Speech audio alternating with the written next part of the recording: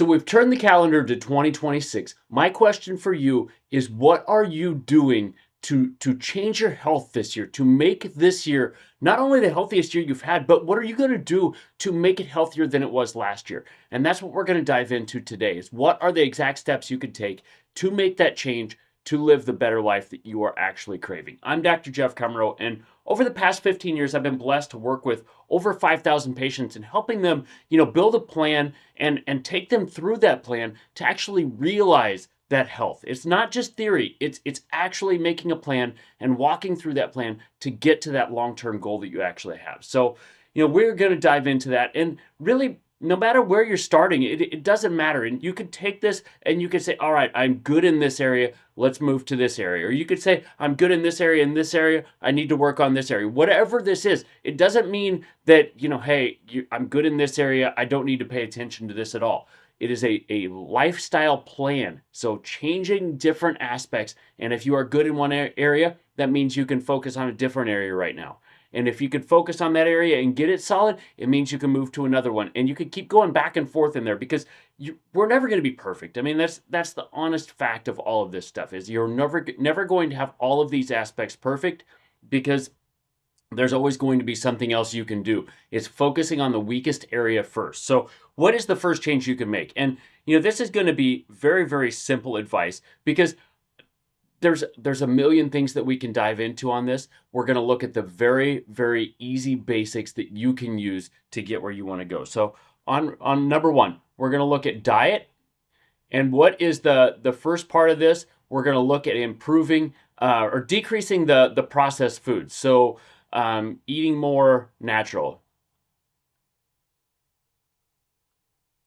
And what do I mean by that? We're not eating processed foods. So eating the meats, the fruits, the vegetables, things like that are going to help you build a healthier framework. So when you actually take in those natural foods, there is a difference. And it's not just, hey, it doesn't have as many omega-6s, which in most cases it doesn't, right? It doesn't have, all of the extra refined carbs. It may or may not, right? If you're eating bread, if you're making a homemade, it's still pretty natural for the most part, but it's not as good as, like the meats, the fruits, the vegetables.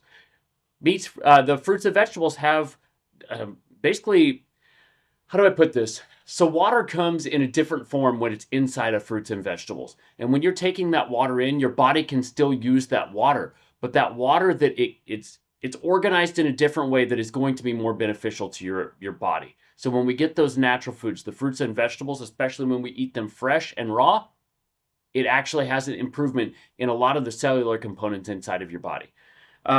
So what is number two on this? We're going to say hydrate. Why is hydration so important? And the analogy I like to use on this is, if we look at a battery, what happens when your car battery gets low on water? It doesn't work anymore, right? So if we look at the basics of a battery, we've got our water level in here, we've got our posts coming down into that water, and it's allowing the transition of ions from one side to the other. That's what makes your battery work, right? So as your water level starts to get lower, if it's below those posts, you can't transition it from side to side. We've got to have that water in there. We are electrical beings. If we don't have the electricity that we need, things don't work right. So we've got to have that hydration in there, and most people just are not drinking enough water. My rule on this, and if you're not close to this starting out, then don't just bump up to this immediately. We've got to work our way up there, but 0.8 ounces per pound of body weight.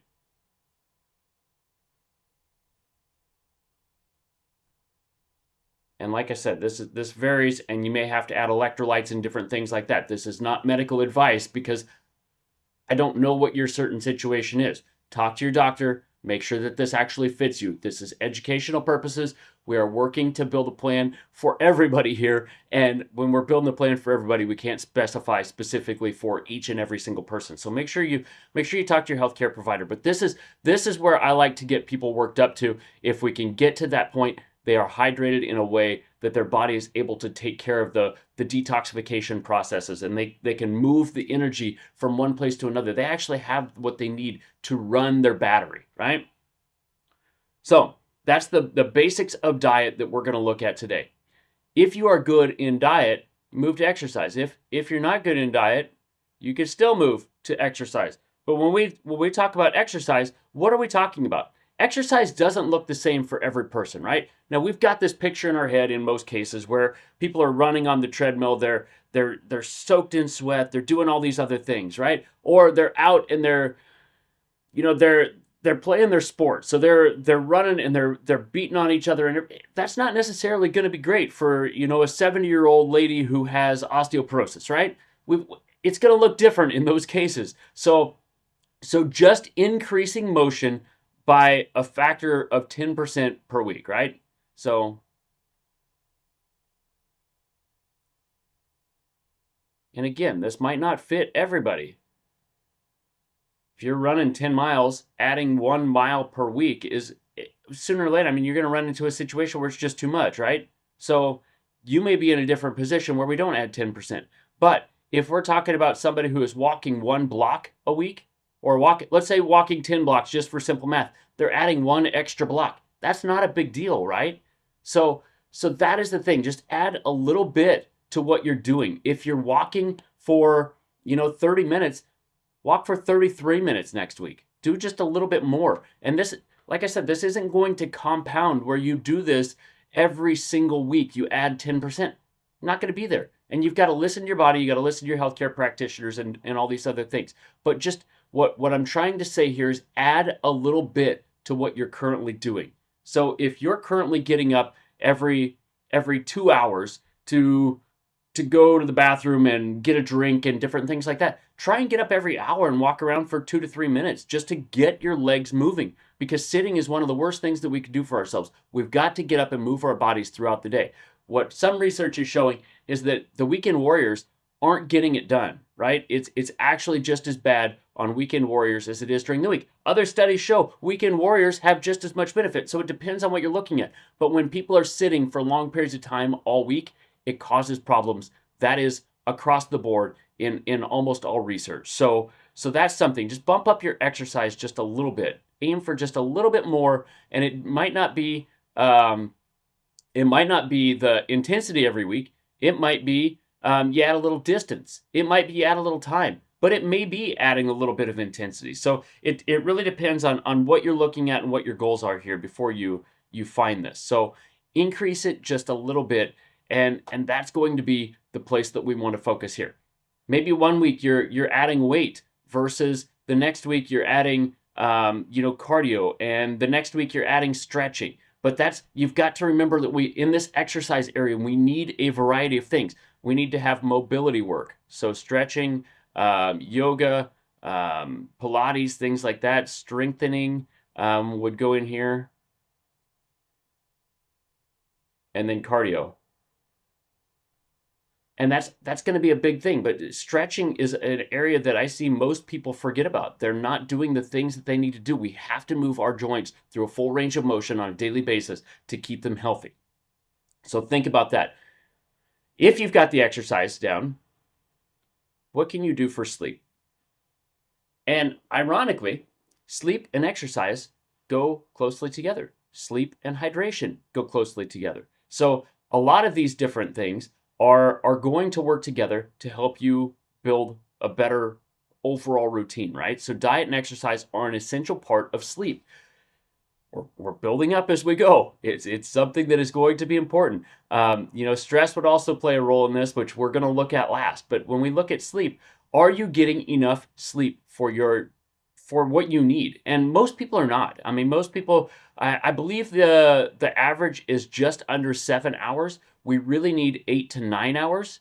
And it's not so much how many hours you're getting, it's the quality of sleep that you're getting. So really what you want to see is at least a quarter of your sleep from deep and a quarter of your sleep from REM. And really about the only way to track this is you could wear your watch. I know that Apple Watch tracks it. Apple Watch is difficult because you have to charge it. So most people choose to charge it at night instead of tracking their sleep.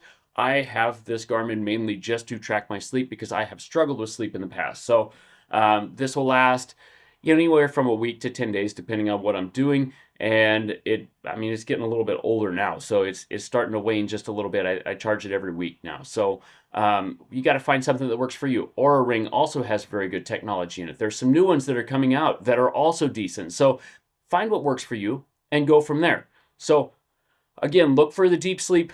You need that deep sleep for cleaning. Really, just both of these. It helps with immune function, and it helps with basically flushing out the brain. So it detoxifies the brain, helps to replace some of those unhealthy proteins and make them healthy again. So it protects the brain, it protects the immune system, and it really ultimately just gives you the fuel that you need to get through all of your day. The formula for success on this is how much energy you make minus how much energy you expend, and that's how much you have left over to heal and repair, right? We've got to have energy left over at the end of the day. If you're only sleeping 6 to 7 hours a day, you're not getting that healing and repairing that you need to have any energy left over. So sooner or later, you start getting behind. You don't do as much healing. You don't do as much repairing, and that compounds itself. So the next week, you're more inflamed. You're not doing as much healing and repairing, and you're not getting as good a quality of sleep because you have that stress hormone higher. So it starts to compound and get worse and worse and worse. Now, is a sleeping medicine, does it count on this? And the answer is, it depends. But with sleeping medicine, stereotypically, your quality of sleep is not really there. It makes you groggy throughout the day. It throws off your circadian rhythm, and thus it's difficult. So we've got to work to actually get good quality natural sleep. Like I said, exercise plays a good role in this. Movement throughout the day, but also like maybe doing some mobility, like doing some stretching at night before you go to sleep to get yourself wound down. Hydration. And I know a lot of people are worried about this. They're like, I'm going to get up and go to the bathroom 1,000 times in the middle of the night. Hydrate toward the beginning of the day, and then you don't have to go to the bathroom as much in the middle of the night, right? So it makes a difference when we do this to improve the sleep. So the final thing you're going to look at is stress. And I know what you're thinking. You're, okay, well, how do I reduce my stress? And I agree with you. Just reduce your stress is the dumbest advice there is, because in most cases, how do you do that? You can't make more time. You have all of the other requirements that you have. There's a lot of responsibilities to life, and some of those we just can't get rid of. So it's not so much decrease stress, it's more increase capacity. And how do we do that?